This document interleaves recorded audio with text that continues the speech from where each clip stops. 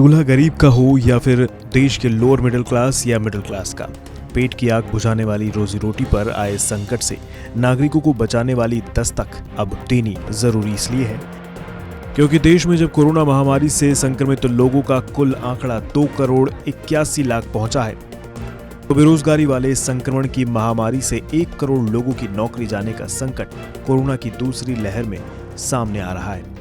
3 तरह के लोग इससे सबसे ज्यादा प्रभावित हुए हैं, लोअर मिडिल क्लास और गरीब।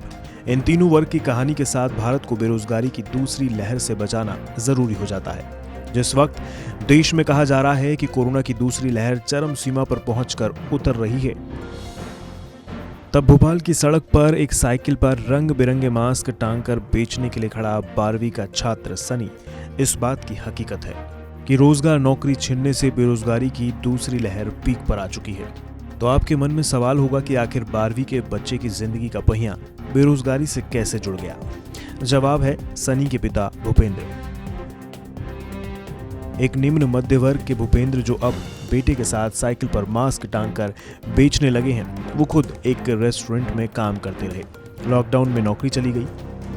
कोरोना के संक्रमण से बचाने वाला मास्क पेट पर आए बेरोजगारी के संक्रमण से बचाने का शुरुआती जरिया बना। पिछले साल भी अपन परेशान रहे तो इधर उधर से कर्ज लेके अपन ने घर का खर्चा चलाता रहा।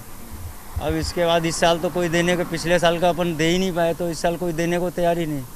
तो अब ये नौकरी सब कुछ छूट गई थी, तो क्या करें, मजबूरी थी, तो अपन ने मास्क की दुकान लगाया। मदद तो नहीं मिल सकती पर बोल सकते कि घर का खर्चा चल जाता है, ज़्यादा कुछ नहीं बोल सकते सर जी। तो आपको लगता है कि इस लॉकडाउन का एक ये असर पड़ा है आपके परिवार पे? सर असर तो बहुत पड़ा है, फिर क्या कर सकते हैं जी सर, बहुत असर पड़ा है, घर की स्थिति बहुत बदल जाती है।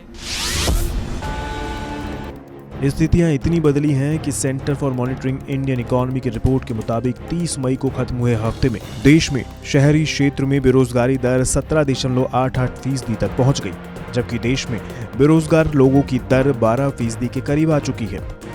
इस बेरोजगारी की लहर ने मोटरसाइकिल से चलने वाले परिवार को साइकिल पर लाकर मास्क को बेचने के लिए मजबूर कर दिया है।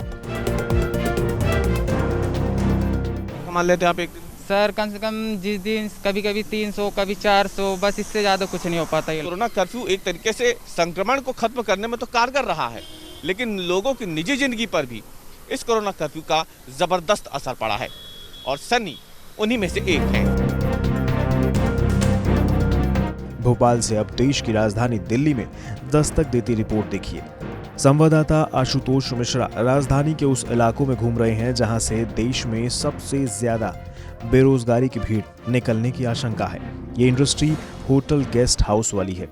यहाँ सन्नाटा इसलिए है क्योंकि लॉकडाउन रहा तो काम नहीं तो रोजगार नहीं तो कर्मचारी बाहर। सबसे बड़ा जो नुकसान इस चीज़ का हुआ है वो हुआ है unemployment. Lot of people have been rendered unemployed as a result of this COVID. देखिए, एक मार होती है आदमी को, जान का खतरा कोविड से हुआ, इतने लोगों की जानें गई, इतना कुछ हुआ, वो हम सब ने सहा है। बट इसके साथ साथ एक बहुत बड़ा चैलेंज बन के आ गया है which we all face today is the very survival of people, their livelihood, their bread and butter. ये ना हो कि हम लोग उससे झीरते ये इस लेवल पे आ जाएं कि our people die of hunger. संभव है कि आप कहें कि अब तो लॉकडाउन खुलने लगा है धीरे धीरे, लेकिन एक्सपर्ट की चिंता इस बात को लेकर है कि जिन लोगों की नौकरी छूट गई है उन्हें दोबारा मुश्किल से रोजगार मिलेगा। असंगठित क्षेत्र में नौकरियां जल्द मिलने लगेंगी, लेकिन क्वालिटी जॉब और संगठित क्षेत्र में रोजगार के अवसर बनने में वक्त लग सकता है। 1.5 लाख करोड़ रुपए का नुकसान होने का अंदेशा है और लगभग 50 लाख नौकरियां छिनने का अनुमान बताया जा रहा है। अगर हम दिल्ली की बात करें तो दिल्ली में हर महीने के हिसाब से लगभग 1500 करोड़ रुपए का कारोबार होता है और लगभग 1.5 से 2 लाख लोगों को इससे रोजगार मिलता है। और कोरोना काल के दौरान जो व्यापार है, लगभग मुश्किल से 5 से 7% व्यापार लॉकडाउन के दौरान इस सेक्टर में हुआ है। तो बहुत बड़ा नुकसान इस सेक्टर को उठाना पड़ रहा है। चिंता सिर्फ इस बात की नहीं है कि 1 करोड़ लोगों की नौकरी रोजगार पर संकट की रिपोर्ट आई है।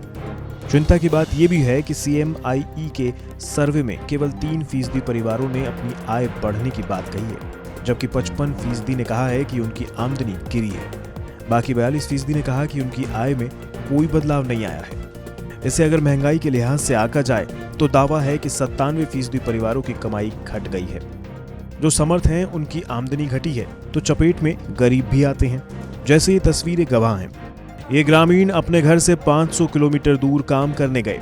अब काम नहीं तो यूपी से बिहार के गया वापस ट्रकों में भरकर लौटने लगे, लेकिन इन्हें नहीं पता कि वापस रोजगार बिहार में भी मिलेगा कि नहीं।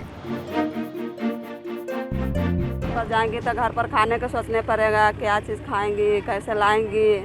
लड़का छोटा छोटा बच्चा लेकर कहाँ से आ रहे हैं हम लोग, देखो भूखे प्यासे में पड़े हैं।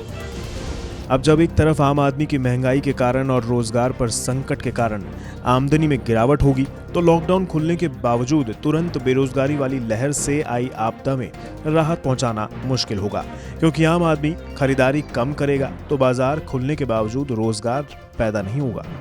इसलिए आज मुद्दे पर दस्तक ये है कि सरकारों को जनता की खरीदारी की क्षमता प्रभावित होने से रोकना होगा। जनता की खरीदारी की क्षमता घटेगी नहीं तो वो बाजार में डिमांड बढ़ेगी तो उत्पादन बढ़ेगा, जिससे वापस रोजगार के मौके तेजी से पैदा हो सकते हैं। मनरेगा के काम में तालाब खुदवाने की जगह अस्पताल स्कूल के निर्माण पर फोकस हो। अस्पताल स्कूल के निर्माण का काम तेज होगा तो कंस्ट्रक्शन इंडस्ट्री में उछाल आएगा।